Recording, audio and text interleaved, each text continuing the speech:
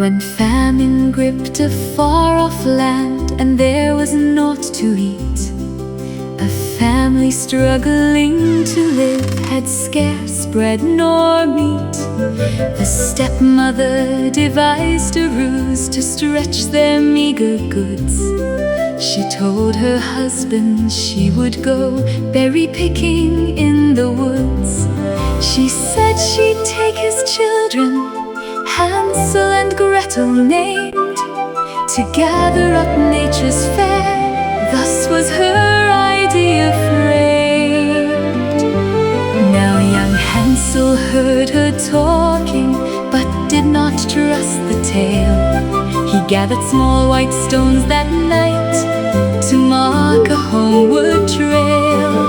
Next day the woman led them deep into the forest green, and Hansel dropped each pebble down behind him where they'd been.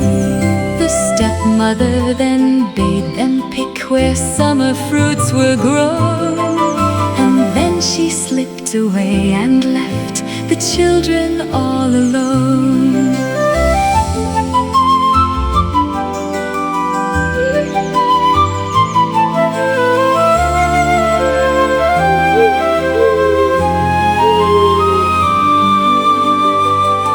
Little Gretel cried aloud, but Hansel took her hand.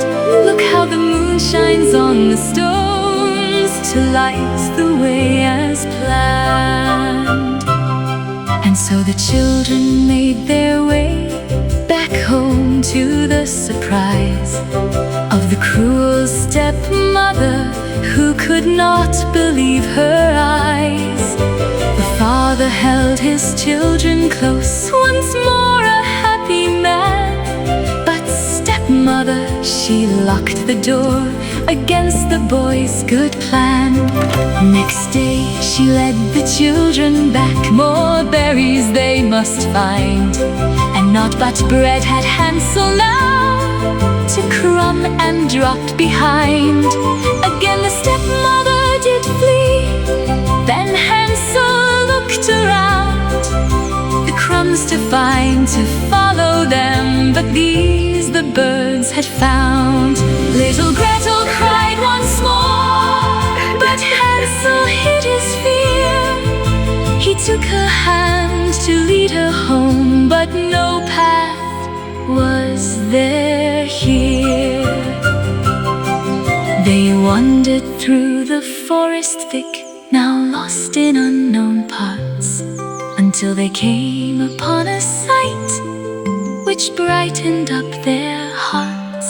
A little house stood in a glade, but not as custom meets, for this strange dwelling, it appeared, was wholly made of sweets.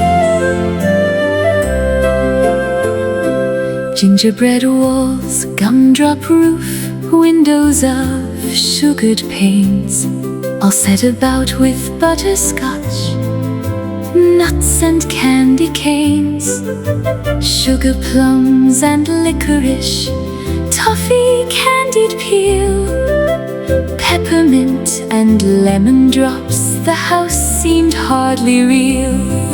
Hansel and Gretel, hungry now, each broke away a bite. But then they heard a cackling voice which gave them both a fright. A woman hobbled out and said, "Nibble, nibble, little mouse." She peered down her long bent nose. "Who nibbles at my house?" Hansel bravely spoke at last. "We're lost and have not eaten." The woman bade them come inside. "Your day, for you I'll sweeten." But as they stepped across the hearth, she flew into a rage, grabbed poor Hansel by his neck, and locked him in a cage. "I'll keep you here and feed you well, and when you're good and fat, I'll cook you and I'll serve you up. I'll eat you, that is that." Poor Hansel Hansel, what now could he do? And also little Gretel. The wicked witch set her to work to cook and boil the kettle. Each day the witch squeezed Hansel's hand to test how fat he'd grown. Dim were her eyes, and Hansel poked through his bars a knuckle bone. The weeks went by, the witch was vexed. It seemed he grew not fatter. Her patience warned the time had come to put Hansel on the platter. To Gretel then she gave command to test the oven's heat by climbing in, for thus the witch both boy and girl could eat. Please show me how, young Gretel said, being wary of this chore. The witch leaned in, and then the child pushed her and slammed the door. The witch did scream to no avail, and burned to ash was she. Then Gretel unlocked the cage and set her brother free. The children opened up a chest and found it filled with gold. They took the witch's stolen hoard, as much as they could hold. They left the house, and through the trees their homeward way did make. Hansel recalled the way to go, no misturn did they take. At last they beheld their home, their father's joyful face.